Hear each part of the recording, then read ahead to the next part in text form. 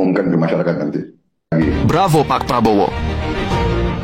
Prabowo versus mafia migas, duel maut dibalik rencana licik, ada aroma panas di udara. Kabarnya, mafia migas mulai ketar-ketir, gara-gara Prabowo berencana membongkar skandal besar yang selama ini jadi momok di negeri ini. Konon, kalau Prabowo nekat menguliti permainan kotor mereka sampai ke akar, nasib kursi kepresidenannya bisa terancam.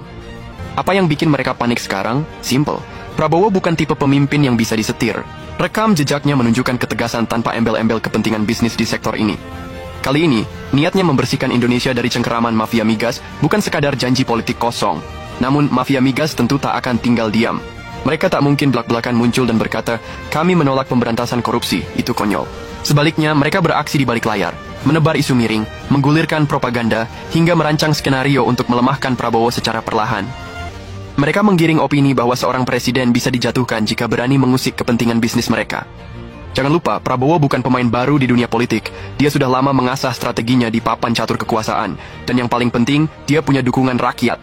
Jika rakyat menyadari bahwa ini bukan sekadar persaingan politik, melainkan pertarungan antara kejujuran melawan keserakahan, antara keadilan melawan korupsi, maka dukungan kepada Prabowo akan semakin menguat. Justru sekarang yang seharusnya mulai panik adalah para mafia migas. Jika rakyat bersatu, mereka tak akan bisa lagi bersembunyi di balik kekayaan mereka. Dulu, mereka bisa membeli pejabat, mengendalikan media, bahkan menekan aparat. Tapi zaman telah berubah. Dahulu mereka bisa menguasai informasi dan membungkam siapapun yang berani menentang. Namun sekarang, dunia sudah transparan. Media sosial berkembang pesat, investigasi bermunculan, dan rakyat semakin sadar akan permainan di balik layar. Begitu kebenaran terungkap, rakyat pasti bergerak. Rakyat punya harga diri dan kehormatan. Mafia migas memang kuat, tapi Prabowo juga bukan lawan sembarangan. Mafia manapun saya tidak takut. KPK, Kejaksaan Agung, Polri, semua bisa menjadi senjata jika dipimpin oleh orang-orang berintegritas. Dan yang paling krusial, libatkan rakyat. Jika rakyat melihat keseriusan Prabowo dalam melawan mafia, mereka pasti akan berdiri tegak di sisinya. Namun, jangan salah, mafia migas bukan lawan biasa. Mereka punya pengaruh besar dan tidak akan tinggal diam jika bisnis haramnya terancam. Di DPR, mereka punya sekutu. Bisa saja mereka menghalangi kebijakan yang merugikan bisnis gelap mereka.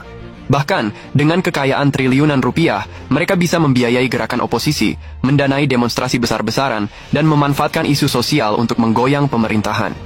Mereka punya kaki tangan di dalam institusi penting seperti KPK, Kejaksaan, dan Kepolisian. Artinya, Prabowo membutuhkan tim aparat yang benar-benar bersih dan tidak bisa disuap. Transparansi harus menjadi senjata utama. Jika data migas dibuka ke publik, rakyat akan melihat sendiri siapa saja yang selama ini bermain curang. Jadi, pertanyaan utamanya bukan hanya apakah Prabowo berani melawan mafia ini, tetapi apakah rakyat siap berdiri di belakangnya. Serangan balik terhadap Prabowo? Itu bisa terjadi kapan saja.